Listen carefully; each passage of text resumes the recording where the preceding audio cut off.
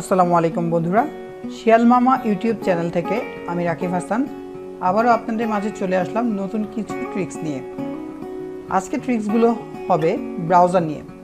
কিভাবে আমরা ব্রাউজারের বিভিন্ন শর্টকাট ব্যবহার করে আমাদের কাজকে আরও সহজ করতে পারি সেটাই আমরা দেখতে যাচ্ছি ভিডিওর পরবর্তী অংশে।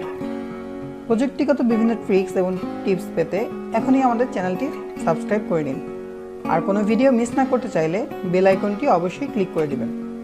তো চলুন দেরি না করে শুরু করে দেওয়া যাক।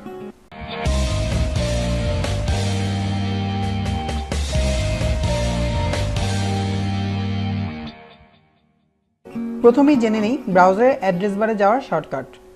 ব্রাউজার ওপেন থাকা অবস্থায় আপনি মাউস ব্যবহার না করেই কিবোর্ডের শর্টকাটের মাধ্যমে সহজেই যেতে পারেন ব্রাউজারের অ্যাড্রেস বারে।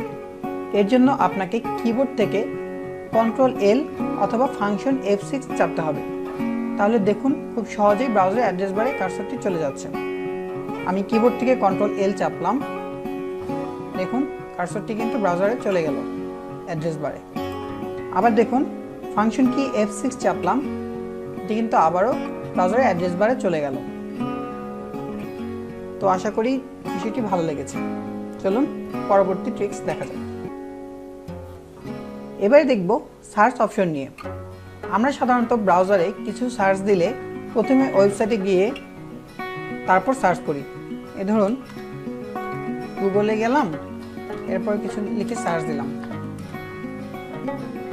কিন্তু আপনি চাইলে এই কাজটা আরও সহজে করতে পারেন। এর জন্য ব্রাউজারের সাইটের লিঙ্কটি লিখে কিবোর্ড থেকে ট্যাব বাটন ক্লিক করতে হবে। এরপর এখানে আপনি যা সার্চ করতে চাচ্ছেন সেটি লিখতে হবে, এরপর এন্টার। দেখুন গুগলে প্রবেশ না করেও শুধুমাত্র অ্যাড্রেস বার থেকে কিন্তু আমি সার্চ দিতে পারলাম। ঠিক একইভাবে অন্য সাইটেও আপনি সার্চ দিতে পারবেন। যেমন ফেসবুক লিখে ট্যাব দিবেন, এরপরে আপনি যদি কোনো পেজ বা গ্রুপ সার্চ দিতে চান এভাবে লিখে এন্টার দিলেই কিন্তু সেই পেজ বা গ্রুপ এসে পড়বে। এবারে আসুন দেখে নেই কীভাবে কিবোর্ডের মাধ্যমে নতুন ট্যাব ওপেন করবেন। এর জন্য জাস্ট আপনার কিবোর্ড থেকে Ctrl+T চাপুন। যতবার Ctrl+T চাপবেন ততবার কিন্তু একটি করে নতুন ট্যাব ওপেন হয়ে যাবে। এমন আরও মজার ট্রিক্স রয়েছে ভিডিওটিতে, কোনোটি মিস করতে না চাইলে ভিডিওটি না টেনে পুরোটা দেখার চেষ্টা করুন। এবার দেখা যাক এক ট্যাব থেকে অন্য ট্যাবে যাওয়ার শর্টকাট। এর জন্য আপনার কিবোর্ড থেকে Ctrl+Tab চাপতে হবে। এতে করে আপনার ব্রাউজারের পরবর্তী ট্যাবে চলে যেতে পারবেন। আবার যদি পুনরায় আপনি আগের ট্যাবে ফেরত যেতে চান সেক্ষেত্রে Ctrl+Shift+Tab চাপতে পারেন। সেক্ষেত্রে বাম সাইডের ট্যাবগুলো সিলেক্ট হবে, আর শুধুমাত্র Ctrl+Tab চাপতে ডান সাইডের ট্যাবগুলো ওপেন হতে থাকবে। কি চেষ্টা করে দেখবেন নাকি একবার? এবারে দেখা যাক .com ট্রিক্স। ব্রাউজারে কোনো রকম .com সাইট সার্চ দিতে গেলে আপনি পুরো অ্যাড্রেসটা না লিখে মূল অ্যাড্রেসটা লিখে কিবোর্ড থেকে Ctrl+Enter চাপ দিলেই .com এসে যাবে। দেখুন খুব সহজেই কিন্তু আমরা অ্যাড্রেসের পুরোটা না লিখে শুধু মূল অ্যাড্রেসটা লিখে Ctrl+Enter-এর মাধ্যমে সাইটেতে প্রবেশ করতে পারছি। এবারে আমরা দেখব কিবোর্ড থেকে ট্যাব ক্লোজ করার উপায়। এর জন্য আপনি যে ট্যাবটি ক্লোজ করতে যাচ্ছেন প্রথমে সেটাই যেতে হবে। এরপর কিবোর্ড থেকে ক্লিক করতে হবে Ctrl+W। দেখুন প্রতিবার Ctrl+W চাপার সাথে সাথে কিন্তু একটি করে ট্যাব বন্ধ হয়ে যাচ্ছে। এভাবে কিন্তু খুব সহজেই আপনার ইচ্ছামতো ট্যাব বন্ধ করে দিতে পারেন। এবারে আমরা দেখব আজকে 7 নম্বর ট্রিক্স। আগের ট্রিক্সটাই আমরা ট্যাব বন্ধ করা দেখিয়েছি, কিন্তু ধরুন ভুলবশত আপনি আপনার গুরুত্বপূর্ণ ট্যাব বন্ধ করে দিয়েছেন। এখন কি করবেন? চিন্তার কোনো কারণ নেই, এরও সমাধান আছে। এর জন্য কিবোর্ড থেকে Ctrl+Shift+T চাপুন।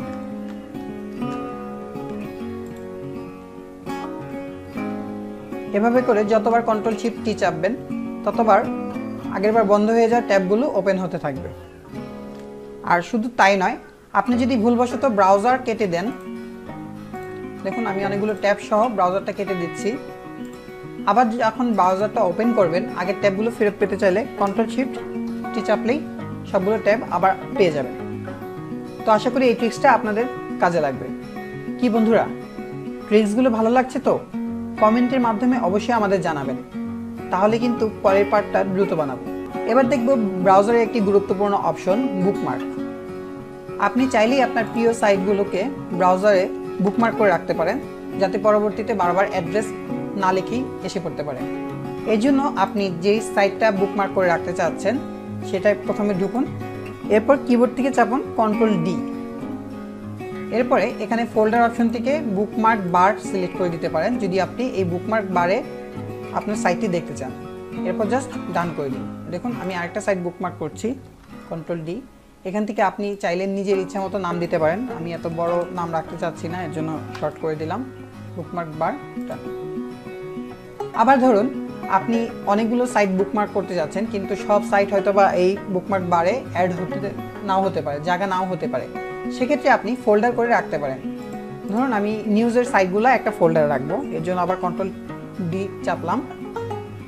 এরপর বুকমার্ক বারে এখানে ক্লিক করে আমরা চুজ অ্যানাদার ফোল্ডার ক্লিক করে দিচ্ছি। তো বুকমার্ক বারে আন্ডারে আমরা নিউ একটা ফোল্ডার করব, নিউজ সাইট সেভ করে দিলাম। দেখুন এখানে একটি নতুন ফোল্ডার হয়েছে। ঠিক আরেকটি নিউজ সাইট আমি এখানে বুকমার্ক করছি, Ctrl+D। এরপরে এখান থেকে নিউজ সাইট এই ফোল্ডারটা সিলেক্ট করে দিলাম, নাম চেঞ্জ করে দিতে পারি, ডান। এর ফলে দেখুন এই দুটো সাইট কিন্তু আমার একটা ফোল্ডারে হয়ে গেল। এভাবে করে আপনি এডুকেশন বা বিভিন্ন গ্রুপের জন্য আলাদা আলাদা ফোল্ডার করে সাইটগুলো বুকমার্ক করে রাখতে পারেন। এবারে আমরা দেখব নির্দিষ্ট ট্যাবে যাওয়ার আরেকটি সহজ উপায়। মনে করুন আপনি ব্রাউজারে কয়েকটি ট্যাব ওপেন করে রাখছেন, কিন্তু এই মুহূর্তে আপনার 1 নম্বর ট্যাবে যাওয়ার প্রয়োজন। এজন্য সহজেই কিবোর্ড থেকে চাপুন Ctrl+1। আবার 2 নম্বর ট্যাবে যাওয়ার জন্য Ctrl+2। এখন ধরুন 5 নম্বর ট্যাবে যাবেন Ctrl+5।